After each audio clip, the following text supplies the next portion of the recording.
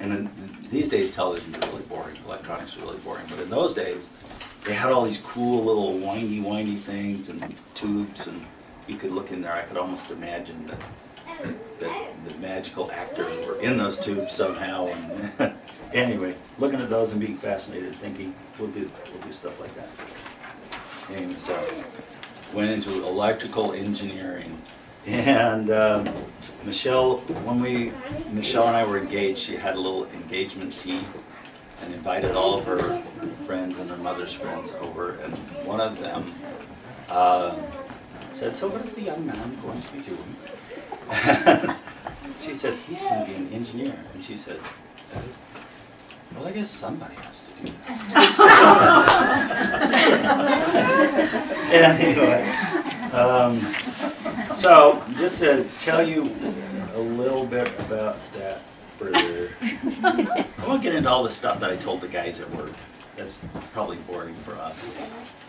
But I think a couple of things that are interesting.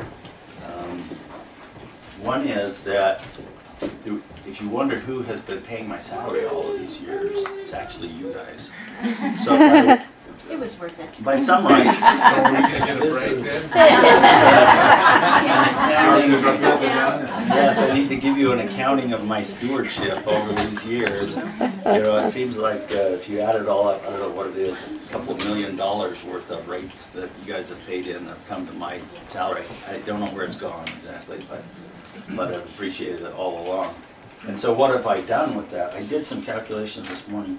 And said that, with that, my share of that $2 million is essentially equivalent to 28 million kilowatt hours worth of electricity. Are you excited for that? And if you need to know what that is, that's approximately equivalent to 42 million horsepower, if you think in terms of horsepower, which means that basically I've done the work of 700 horses for 30 years.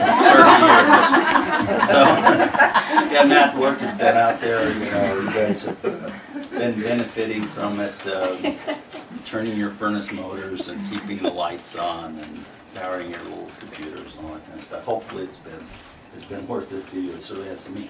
In the process of doing that, we do use coal for most of our generation. So so my share of the coal, I think, is 28,000 tons worth of coal. So, and that turns into maybe 50,000 tons worth of CO2. You know, it's deadly, horrible global warming gas that you're all exhaling as you breathe. Somebody's getting a lot of carbon credits. But as an alternative to that, it would have been something like 100,000 tons worth of horse manure. So you have your choice. We've done better than that. One question, Merrill. Yeah. Every time our power goes off, how come yours goes on first? Ours never goes off. We have a secret deal. When I started out my career, anciently, I did transmission planning, which nobody understands, but including the people at the power company still.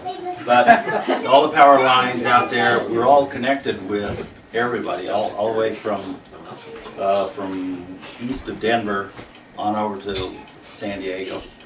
And so it's possible that somebody in Denver could turn on a fan and that would be the last straw that broke the camel's back. And you know, if things aren't planned just right, they have a cascading outage that'll take down the whole western U.S. Wow. And so hopefully the planners figure that out, okay, and make sure that everything isn't overloaded, that the relays are working right, and all this stuff is working right. And there have been a few times where we missed a stitch, like anciently, some guys out at the prison had some old barrels of oil that they were burning. You know, they didn't want the oil around anymore. They set the oil on fire and watched the great bonfire. Happened to be under a power line shorted over, took down the whole western U.S. Anyway, that's what I started out with. And then I got into a little group called Special Studies. There wasn't anybody else dumb enough to take it, so they gave it to me. And we did interesting things like, there were story problems of sorts. You know, you remember when you were in high school and you had this story problem? If an airplane travels south from Chicago at 600 miles an hour, and a train leaves Columbus, Ohio, going at 70 miles an hour, at certain times, when will they? What's the name of the pilot? Yeah. we did story problems in this group like, if the transmission line sends 500 megawatts north, and a cow enters a stable going east, what's the chances that if there's a single line to ground fault, the cow will have sour milk? It's like, that began a period of really desperate ignorance in my career. You're kidding, a cow, sour milk? Are you, tell me you're not kidding. No, I'm not kidding. The electricity is going to make that cow be sad or whatever. We actually killed several cows because of single line to ground faults and barns that weren't properly grounded, and I had to calculate why the cow died. Wow. And trains, I actually, as part of my job, got to ride in a train simulator. You know, see those airplane simulators, you get in and you go around. Whoa. Think of what you do in a train simulator. You can't steer. There's no you're on the track, you know. But I got up in a big train simulator in Chicago, and the guy says, "Okay, start this train." So you take the lever and you go, and you can feel the cars behind you going. A couple inches going out, and when you stop, you do it all slamming against. That's all the excitement there was. We were trying to figure out if the train's going this way, the power line's going that way. Will the power line cause a signal on the train tracks that will make the train decide to go instead of stop? Anyway, it was an interesting part of my career.